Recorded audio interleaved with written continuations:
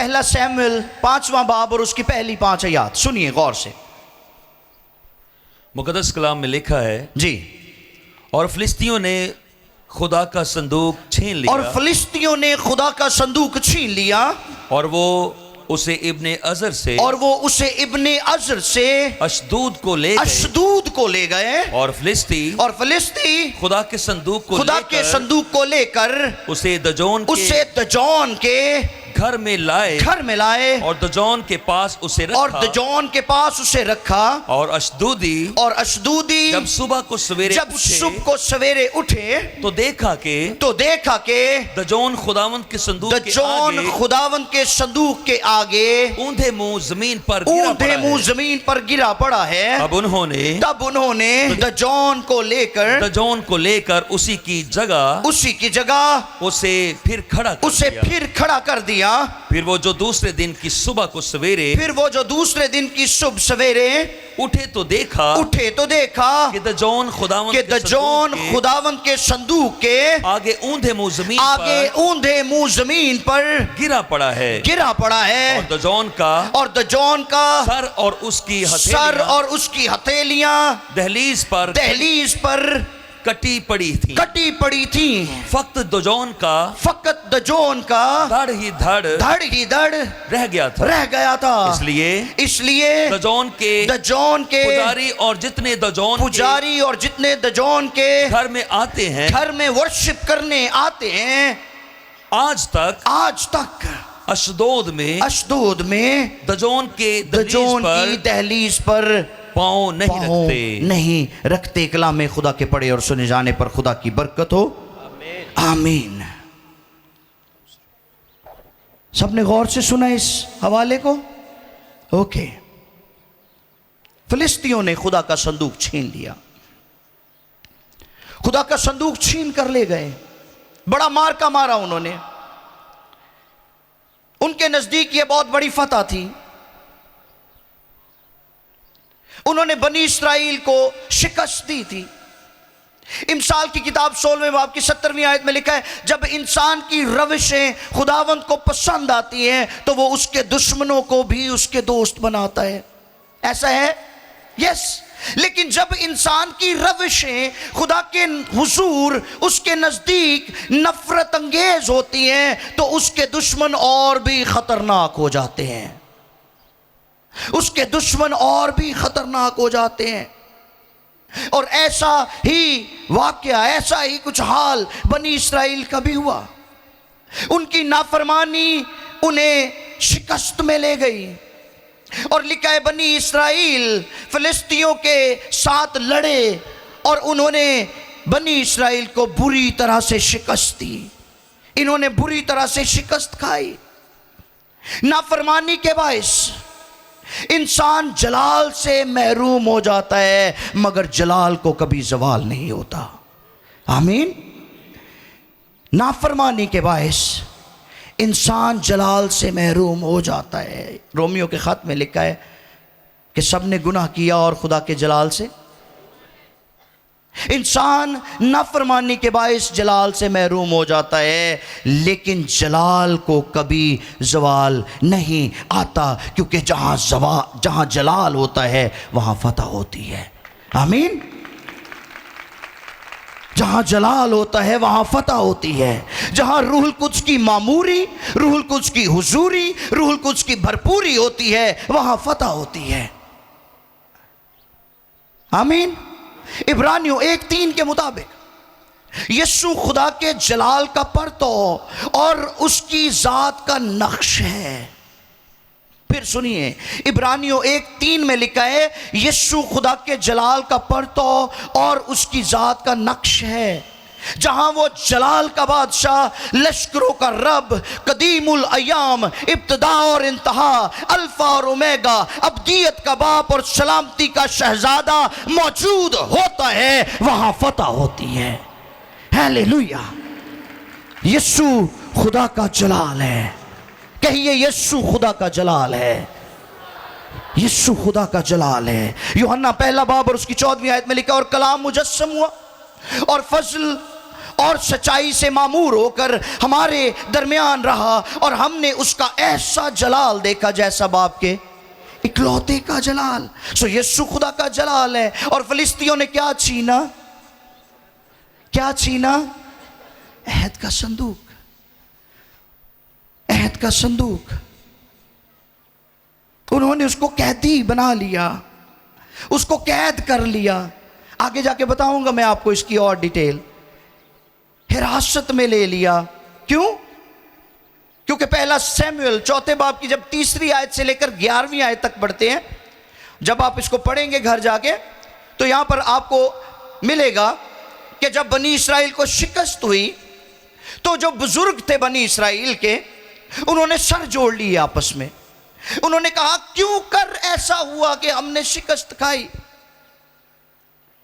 क्यों कर ऐसा हुआ कि हमें मात दी गई? और उन्होंने सैला से खुदावंद के अहद का संदूक मंगवाया, और संदूक के आने पर बड़ा शोर किया, बड़ा उन्होंने नारे मारे और ललकारा और शाउट करने लगे। और जब ये शाउट दुश्मनों तक पहुंचा, जब ये शोर दुश्मनों तक पहुंचा, तो लिखा है फिलिस्ती 7वीं आयत में लिखा है फिलिस्ती डर गए, क्योंकि वो कहने लगे कि खुदा लश्करगाह में आया है। वो खौफजदा हो गए कि इनका खुदा अब आ गया है। तो इससे पहले कि इनका खुदा इनकी मदद करे और ये हम पर हल्ला बोले, आओ हम इन पर हल्ला बोलते हैं, और इनका वो संदूक इनसे छीन कर ले जाते हैं, जिस पर ये बड़ा मान करते हैं, जिस पर इनको बड़ा घमंड है। उन्होंने इस्राएल की फतुहात और उनकी दलेरी और उनकी ललकार के भेद को पा लिया। उन्होंने इस भेद को पा लिया कि आखिर वो कौन सी ऐसी भेद की बात है, वो कौन सी ऐसी चीज है जिसको देखकर इनका खून जोश मारता है। ये दलेर हो जाते हैं। जब उन्हें ये पता चला तो उन्होंने उनका सोर्स ऑफ विक्ट्री छीन लिया, सोर्स ऑफ ब्लेसिंग छीन ली। They knew the glory was in the box and over the box. जलाल को होस्टेज किया, जलाल को बंदी बनाने की कोशिश की है, जलाल को कैद करने की कोशिश की है।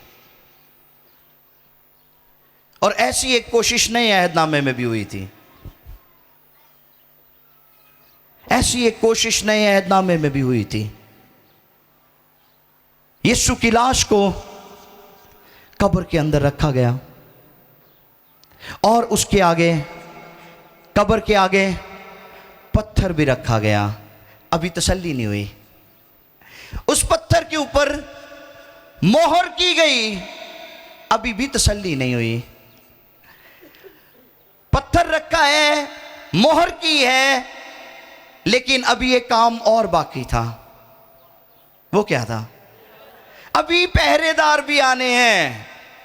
तो पहरेदार भी बुला लिए, ये इथों नठ ना जावे, इसके शागिर्द ना उसको उठा के ले जाएं। वो खुदा का जलाल था और ये मुमकिन ना था कि कब्र उसको अपने अंदर समाये रखती। वो मौत और कब्र पर गालिब आया और तीसरे दिन मुर्दों में से जी उठा, क्योंकि वो खुदा का जलाल है। हालेलुया। यहां पर भी जलाल का मुहासरा किया गया है। मैंने इंग्लिश में लिखा है, when heaven starts it, hell can not stop it. जब आसमान से बरकत, शादमानी, सलामती जारी होती है, तो फिर जहन्नुम उसको रोक नहीं सकता, फिर इब्लीस उसको रोक नहीं सकता। आमीन। सो फिलिस्ती बनी इस्राएल के मुखालिफ थे, वो उनके दुश्मन थे। कभी सोचा इब्लीस आपका दुश्मन क्यों है? इब्लीस आपका दुश्मन क्यों है? क्या इसलिए कि आप बड़े पढ़े लिखे हैं? क्या इसलिए कि आपके अंदर बड़े टैलेंट्स मौजूद हैं? क्या इसलिए कि आपके अंदर महारतें और सलाहियतें मौजूद हैं? हरगिज़ नहीं। हम गोरे हैं, काले हैं, गंदुमी हैं, उसे इस बात से कोई गर्ज नहीं। वो आपका इसलिए मुखालिफ है क्योंकि आप खुदा का जलाल कैरी करते हैं। हालेलुया। वो आपका इसलिए मुखालिफ है क्योंकि खुदा आपकी जिंदगी में एक नया काम करने जा रहा है जिसको वो होने नहीं देना चाहता। इब्लीस इसलिए आपका मुखालिफ नहीं है कि आपने माजी में कितने गुनाह किए थे, वो इसलिए आपका मुखालिफ है कि खुदा आपकी ज़िंदगी को जलाली बनाने जा रहा है। आमीन। यशाया 54:17, आइज़ाया 54:17 लिखा है, कोई हथियार तेरे खिलाफ काम ना करेगा, कोई हथियार तेरे खिलाफ काम ना करेगा। मत्ती की इंजील 16वां बाब 18वीं आयत में यीशु मसीह ने खुद फरमाया, और मैं इस पत्थर पर अपनी कलीसिया बनाऊंगा और आलमे अरवाह के दरवाजे उस पर गालिब ना आएंगे। The gates of the hell shell never prevail against it. अगर आपकी बुनियाद उस पत्थर पर है जो कोने के सिरे का है, तो सुनिए, कोई हथियार आपके घराने के, आपके बच्चों के, आपके बच्चों के बच्चों के, आपके कारोबार और मईशत के खिलाफ काम ना आएगा। क्यों? क्योंकि इब्रानियों 10:23 में लिखा है, जिसने वादा किया है वो सच्चा है। आमीन। जिसने वादा किया है वो सच्चा है, जिसने नजात दी है वो सच्चा है, जिसने कलाम किया है वो सच्चा है, जिसने ईमान दिया है वो सच्चा है, जिसने मुआवजा किया है वो सच्चा है, जिसने शिफा दी है वो सच्चा है। वो अपनी हर बात में सच्चा है। इसलिए हमें खौफज़दा होने की ज़रूरत नहीं है। बहुत सारे लोग हैं वो आखिरत को लेकर बड़े परेशान रहते हैं कि जी एंड ज़माना आ रहा है तो हुण तबाही हो जानी है। वो परेशान रहते हैं ये सोच सोच के, उन्होंने हौल उठते रहते कि खरे की हो जाना है, पता नहीं क्या होने वाला है। आखिर ज़माने के लिए नबूवतें हैं कलाम में। जब हम दूसरा तिमोथियस उसका 3रा बाब और उसकी पहली 5 आयत को पढ़ते हैं, तो पौलुस खुदा के खादिम ने भी आखिर ज़माने में होने वाली बुराइयों का जिक्र किया है। जरा पढ़ दीजिए इस हवाले को मेरे लिए। लेकिन ये जान रख कि आखिर जमाने सुने, में, ये जान रख के आखिर ज़माने में बुरे दिन आएंगे, बुरे दिन आएंगे कि आदमी खुद गर्ज, जरदोस्त, शेखीबाज, मगरूर, बदगो, माँ बाप के नाफरमान, ना शुक्र, नापाक, तबई मोहब्बत से खाली, संग दिल, तोहमत लगाने वाले, बेज़ब्त, तुंद मिजाज, नेकी के दुश्मन, दगाबाज, ढीठ, घमंड करने वाले, खुदा की निस्बत, ऐशो इशरत को ज्यादा दोस्त रखने वाले होंगे। क्या खुदा का जलाल काम करना बंद कर देगा? हरगिज नहीं। हालात कैसे भी हो, खुदा का कलाम यकसा है, वो ला तब्दील है, उसका जलाल कभी सरेंडर नहीं करता। ओके। यीशु मसीह के शागिर्दों ने यीशु से पूछा कि दुनिया के आखिर होने का निशान क्या है। तो मत्ती की इंजील 24वें बाब की जब 3री आयत से लेकर 8वीं आयत तक पढ़ते हैं, तो वहां पर यीशु ने भी एक डिटेल दी कि दुनिया के आखिर में क्या क्या कुछ होगा, और जो कुछ होगा वो आप भी आजकल सुन ही रहे हैं। और लोग इस आखिरत के पैगाम को लेकर डरे हुए हैं, लोग इस आखिरत के पैगाम को लेकर डिप्रेशन का शिकार हैं, लोग इस आखिरत के पैगाम को लेकर हर रोज अखबारें पढ़ते हैं, परेशान होते हैं और बीपी वधदा है ते घटदा है। आपको मैं खुशखबरी देना चाहता हूं खुदा के कलाम में से, आखिरत के बारे में सिर्फ बुरी खबरें ही नहीं हैं, आखिरत के बारे में योएल दूसरा बाब उसकी 28 और 29, अमाल की किताब उसके 17 और 18 यहाँ लिखा है, खुदा फरमाता है आखिरी दिनों में ऐसा होगा कि मैं अपने रूह में से हर बशर पर डालूंगा और तुम्हारे बेटे और बेटियां नबूवत करेंगे और तुम्हारे बूढ़े ख्वाब देखेंगे, बल्कि मैं अपने बंदों और बंदियों पर भी उन दिनों में अपनी रूह में से डालूंगा और वो नबूवत करेंगी। समझ आई मेरी बात की? क्या कहा है मैंने? खुदा ने ये नहीं कहा मैं सोचूंगा, मैं प्लान करूंगा, मैं इस पर थिंक करूंगा, मैं ऐसा कर सकता हूं। उसने कहा मैं करूंगा।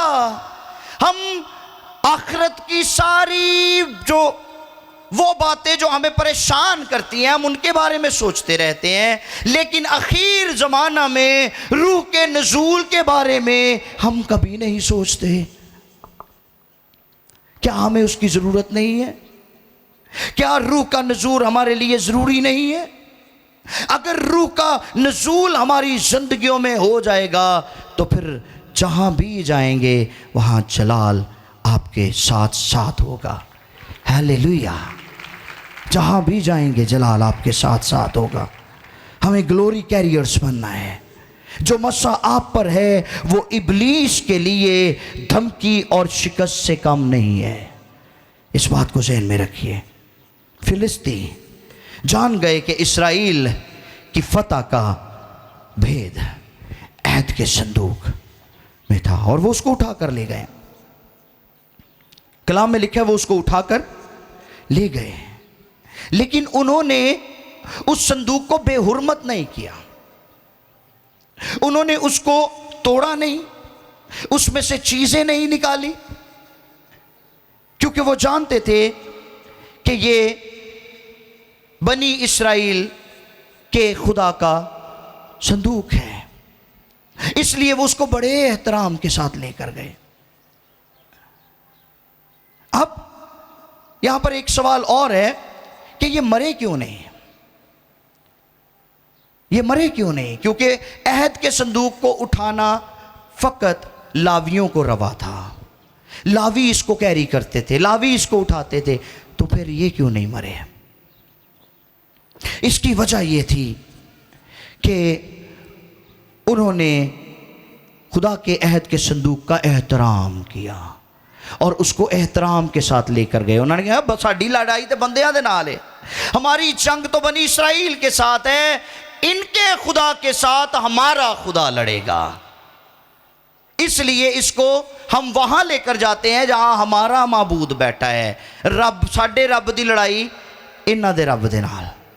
सुनिए इस बात को गौर से, गॉड वर्सेस गॉड, खुदा बामुकाबला देवता। वो इसलिए उठाकर लेके गए हैं क्योंकि वो जानते थे कि इसके साथ अब हमारा दजोन मुकाबला करेगा, वो लड़ेगा। वो उठाकर ले गए हैं उसको और उन्होंने वहां रखा है। अब संदूक जब दजोन के मंदिर में गया है तो ये दजोन था कौन? किस तरह का लगता था? किस तरह का दिखाई देता था?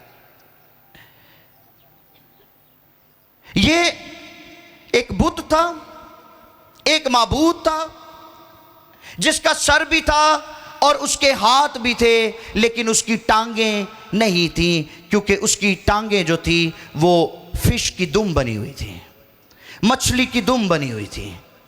दजोन देवता, ये उसके पास लेकर गए हैं और जाकर दजोन के साथ खुदा के अहद के संदूक को रख दिया।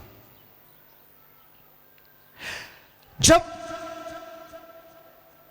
तारीकी और रोशनी, थैंक यू, जब तारीकी और रोशनी इकट्ठे होते हैं तो एक को जाना पड़ता है। सुनिए जरा गौर से, जब तारीकी और रोशनी एक जगह इकट्ठे हो जाए तो एक को जाना। जब उम्मीद आती है तो नाउमीदी को जाना, जब खुशी आती है तो मायूसी को जाना, जब शिफा आती है तो बीमारी को जाना, जब कलाम आता है तो बेयकीनी को जाना, यहां पर ऐद का संदूक आ गया तो दजोन को जाना पड़ेगा। हालेलुया, दजोन को जाना पड़ेगा। यूहन्ना की इंजील पहला बाब और उसकी 5वीं आयत में लिखा है, और नूर तारीकी में चमकता है और तारीकी ने उसे कबूल ना किया। उर्दू का लफ्ज कबूल इस्तेमाल हुआ है तर्जुमे के तौर पर, और इसके लिए जो यूनानी लफ्ज है वो है काता लैम्बेनो। काता लैम्बेनो, इंग्लिश में इसको ट्रांसलेट किया गया है कंप्रीहेंड, और इसका तर्जुमा है घेरना, कब्जा करना, कैद करना, मुहासरा करना, हिरासत में लेना। अब अहद के संदूक को दजोन देवता के मंदिर में लाकर उसके पास इसलिए रखा गया कि हमारा देवता इसको ऑक्यूपाई करेगा, हमारा देवता इस पर काबिज हो जाएगा, हमारा देवता इसके साथ लड़ेगा और इस पर गालिब आएगा। लेकिन कलाम फरमाता है, when light stands next to the darkness light always wins. Hallelujah, जब रोशनी आ जाती है तो तारीकी को भागना पड़ता है, तारीकी को भागना पड़ता है। याद रखिए, जब आप जलाल के नीचे होंगे तो फिर आपकी जिंदगी में से, आपके घराने में से, आपके कारोबार में से हर तरह के दजोन को मुंह के बल गिरना पड़ेगा। आमीन। पहला शमूएल 5:3 लिखा है, दजोन मुंह के बल गिर पड़ा। कैसे गिरा? मुंह के बल, पीछे नहीं गिरा, साइडों पर नहीं गिरा, ना इधर डिग गए ना इधर डिग गए, मुंह के बल ऐद के संदूक के सामने मुंह के बल गिर गया। मुंह के बल गिरना सरेंडर होने, इसका मतलब है सरेंडर होना, सरेंडर कर गया। जरा पढ़िए मेरे लिए, ज़बूर नंबर 97 है, साम 97 वर्स 7, ज़बूर नंबर 97 और उसकी 7वीं आयत। ये बात आपको और क्लियर हो जाएगी। खुदी हुई मूर्तों के सब पूजने वाले, खुदी हुई मूर्तों के सब पूजने वाले, जो बुतों पर फख्र करते, जो बुतों पर फख्र करते हैं, शर्मिंदा हो, शर्मिंदा हो। ए मबूदो, इसको दोबारा पढ़िए, सब उसके हुजूर, ए मबूदो, हाँ जी, सब उसको सिजदा, ए मबूदो सब उसको सजदा करो। दजोन गिर पड़ा। हालेलुया, इस्राएल के कुदूस के सामने उसको सरेंडर करना पड़ा, उसको सरेंडर करना पड़ा। कुलूसियों दूसरा बाब 15वीं आयत में लिखा है, उसने हुकूमतों और इख्तियारों को अपने ऊपर से उतार कर उनका बरमला तमाशा बनाया और सलीब के सबब से उन पर फतहयाबी का शादियाना बजाया। जब जलाल का बादशाह आपके साथ है, जब खुदा का जलाल आपके ऊपर ठहरता है, तो फिर हर तरह की मायूसियाँ, हर तरह की शहवानी ख्वाहिशें, हर तरह की बदगुमानियाँ, हर तरह का झूठ, हर तरह की झूठी तालीमात का दजोन गिरता है। वो गिरता है। कहें दजोन गिरेगा। हालेलुया, दजोन गिरेगा। नाफरमानी का दजोन गिरेगा, बेवफाई का दजोन गिरेगा, नशे का दजोन गिरेगा, हर तरह की बीमारियों का दजोन गिरेगा, हर तरह की लानतों का दजोन गिरेगा। जब आपकी प्रस्तिश, आपकी सिताइश, आपकी मदसराई पूरे दिल से खुदा के हुजूर उठेगी, तो मैं आपको यकीन दिलाता हूं, हर तरह की बदगुमानियों का देवता गिरेगा। Hallelujah, hallelujah. हमें यह कहने की ज़रूरत है कि हमारे चौगिर्द हालात कितने भी ख़राब क्यों ना हो जाएं, हम कायम रहेंगे। आमीन, हम कायम रहेंगे। वो गिर गया है, दजोन गिर गया है, लेकिन अहद का संदूक जैसे रखा था वैसे ही पड़ा रहा। आमीन। हालात आपके चौगिर्द जैसे भी हो जाएं, ज़बूर नंबर 91 7वीं आयत में लिखा है, तेरे आसपास 1000 गिर जाएंगे और तेरे दाहिने हाथ की तरफ 10,000, लेकिन वो तेरे नजदीक ना आएगी। हालेलुया। हम खड़े रहेंगे, हम कायम रहेंगे, हालात कैसे भी क्यों ना हो जाएं। खुदा हमें संभालने की कुदरत रखता है। क्योंकि उसका जलाल कभी सरेंडर नहीं करता, उसका जलाल कभी झुकता नहीं है, बल्कि वो हमें जलाल से जलाल तक लेकर जाता है। Glory to glory, hallelujah. अब आगे बढ़ते हैं। फिर क्या हुआ? दजोन गिरा है, सारी रात गिरा पड़ा रहा। सुबह को जब उसके पुजारी आए, 5वां बाब 3री आयत, जब उसके पुजारी आए तो उन्होंने देखा कि हैं हमारा देवता तो मुंह के बल पड़ा हुआ है, हमारा देवता तो गिरा पड़ा है। तो फिर क्या हुआ? किसने उसको उठाया? बदरूओं ने? हाँ जी, बताएं मुझे, किसने उठाया? दजोन के किसी बड़े माबूद ने आकर उसको उठाया? किसने उठाया उसको? पढ़िए जरा इसको, सुने गौर से। और अशदूदी जब सुबह को सवेरे उठे, अशदूदी जब सुबह सवेरे उठे तो देखा कि दजोन खुदावंद के संदूक के आगे, दजोन खुदावंद के संदूक के आगे ऊंधे मुंह जमीन पर गिरा पड़ा है। ऊंधे मुंह जमीन पर गिरा पड़ा है। तब उन्होंने दजोन को लेकर उसी की जगह उसे फिर खड़ा किसने खड़ा किया था? बोलियो जरा, किसने खड़ा किया था? बंदियां ने। किन्ने? बोलो जरा, किसने खड़ा किया था? बंदियां ने। गिराया किसने है? हाँ, कम ऑन। जिसको खुदा गिराता है उसको बंदे उठाते हैं, ये कैसे मुमकिन हो सकता है? ताली ना बजाओ इस गल ते, इस गल नू गौर ना सुनो जरा, मैं कहन की चला वहां। जिसको खुदा नॉकडाउन करता है उसको बंदे उठाने। कदी कदी तानू भी लोग, ताडे इर्द गिर्द एहो जे लोग फिरदे हुंदे ने जेड़े तानू खुदा दी राह तो परां नू उकसाण दी कोशिश करदे ने, जो आपको सेकंड ऑप्शन देने की कोशिश करते हैं, जो आपको खुदा की राह से हटाने की कोशिश करते हैं, जो खुदा से दूर ले जाने की। जिसको खुदा आपकी जिंदगी में नॉकडाउन करता है उसको बंदे उठाते हैं, क्योंकि उनके अंदर अखियब की रूह पाई जाती है। अखियब की रूह पाई जाती है। वो आपको फिर से बरगश्तगी की तरफ कहेंगे, एक कश ला के तो वेख ला। हाँ जी, कोई गल नहीं, शादी ब्याह में तो चलता, एक पैक ला ला। समझ रहे मेरी बात? शादी ब्याह फिर केड़ी गल है? दीन अपनी जगह, दुनिया अपनी जगह। ऐसे लोगों को अवॉइड करें जो आपके दजों अंदर गिरे हुए दजोन को फिर उठाता है। जिसको खुदा ने आपकी जिंदगी से निकाल दिया है वो फिर पकड़कर उसको आपकी जिंदगी में लेकर आते हैं। ऐसे लोगों को अवॉइड करें, ऐसे लोगों से बचें, ऐसे लोगों से बचें। इंसानों ने उठाया है इस दजोन को। सुनिए, जब आप मस्सा में चलते हैं, रूह की हदायत से बढ़ते हैं और खुदा के जलाल के हसार में होते हैं, तो कोई भी चीज आपको रोक नहीं सकती।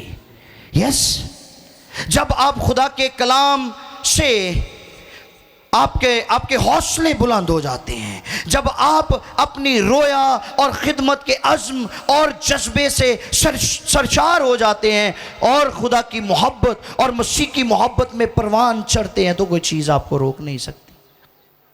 आपको अवॉइड करना है ऐसे लोगों को, लिटरली अवॉइड करना है ऐसे लोगों को। जब आपका ईमान आपकी महसूस करने की हिस्स से बढ़कर होता है, तो कोई चीज़ आपको आगे बढ़ने से रोक नहीं सकती। बथेरे आणगे तानू पुट्ठे पुट्ठे मशवरे देंगे, इंज कर लो, ऐ कर लो। कई लाई लग मन लेंदे ने फौरी, लेकिन जेडे पक्के होंदे ना, सही कलाम दे नाल भरे, कलाम नू समझण वाले, वो नहीं फिसलते हैं, वो कायम रहते हैं। कई आके कहणगे मैनू तुहाडे बारे च खुदा ने कलाम दिता सी, ते जे खुदा ने तुहानू कलाम दिता सी ते खुदा ने ओनू कलाम क्यों नहीं दिता जिहदे वास्ते कलाम दिता सी? ठीक? सो खबरदार रहिएगा, खबरदार रहिएगा। दजोन को उठाया है उन्होंने उठाया है, वो उठा के चल गए घर, रब ने फिर छोड़ देता है। सुनिए, फिलिस्तियों ने, अशदूदियों ने दजोन को उठाया है और खुदा ने फिर गिराया है, और अब की बार जब खुदा ने उसको गिराया है तो फिर उन्होंने कासे जोगा भी नहीं छड़िया, उसकी गर्दन भी तोड़ दी और उसके हाथ भी तोड़ दिए। लिखा है उसका धड़ ही धड़ रह गया। आपको ईमान रखना है, आपको ईमान रखना है। वो आपकी जिंदगी में से कई कहेंगे जी वो तुसी दुआ कीती सी, असी थोड़ी देर लिए ठीक हो गए सा, दोबारा फिर उंजी हो गया। कईयां नूं बदरूआं घेरी रख दियां आए दिन, वो कहेंगे जी वो बदरू कड्डी सी तुसी 6 महीने पहले, वो फिर आ गई है। वो फिर क्यों आ गई है? क्या वजह है उसको उसकी कि वो फिर वापस आ गई है? कलाम चली गया, एक बदरू निकल दी है ते मुड़ के 7 किदों आंदियां ने? जदों अंदर जगह खाली हुंदी है, अंदर रूखापन होता है, अंदर खालीपन होता है। इनू खाली ना छड़ो प्लीज। सुनिए, करंथियों के नाम का खत 6 बाब उसकी 19 और 20 में लिखा है, क्या तुम नहीं जानते तुम्हारा बदन रूहुल कुद्स का मकदस है जो तुम में बचा हुआ है और तुम को खुदा की तरफ से मिला है, और तुम अपने नहीं बल्कि कीमत से खरीदे। बस अपने बदनों से खुदा का जलाल जाहिर। तो जो जलाल जाहिर ही नहीं होना तो फिर बदरुआ ने मुड़ के ही आना है वापस। समझ रहे मेरी बात? ये दजोन, ये बीमारियों के देवता हमेशा हमेशा के लिए आपकी जान छोड़ देंगे जो तुसी रब ना सही हो जाओगे। दे आमीन। आप खुदा के पाक रूह को अपनी जिंदगी में ले लें। मैं आपको यकीन दिलाता हूं कि खुदा का जलाल आपकी जिंदगी में से, आपके घरानों में से, फिर से कहूँगा आपकी नस्लों में से लानतों को हमेशा हमेशा के लिए ख़त्म कर देगा। आमीन। और फिर वो कभी नज़र नहीं आएंगे, वो फिर कभी कन्फ्रंट नहीं करेंगे, फिर कभी सामना नहीं कर पाएंगे। इन्होंने खुदा के संदूक को चुराया और खुदा के संदूक ने इनका वो हाल किया, खुदा की हुजूरी ने, उसके जलाल ने इनका वो हाल किया कि ये तड़प उठे। फ़लस्तीन का मतलब है 5 सरदारों की सरजमीन, 5 सरदारों की सरजमीन। हाले संदूक 3 शहरों च गया सी। आप पढ़िएगा इसको। अभी 3 शहरों में गया था और लोग वावेला करने लगे, लोग तड़प उठे। वो कहते अब हमारी बर्दाश्त से बाहर हो गया है, हमें माफ़ी दी जाए। उन्होंने अपने पुजारियों को बुलाया, उन्होंने कहा क्या किया जाए? उन्होंने कहा जो कीता सी ओदा हरजाना भुगतो हुण, जो कीता सी ओदा हरजाना भुगतना पड़ेगा। समझ रहे मेरी बात? अगर आप इब्लीस के हाथ से दुख उठाते हैं तो याद रखिए, अगर आप साबित कदम रहेंगे तो डबल पोर्शन आपका इंतजार कर रहा है। आमीन। डबल पोर्शन, फिर कह रहा हूं डबल पोर्शन आपको मिलेगा। आइए सर को झुकाएं, आंखों को बंद करें।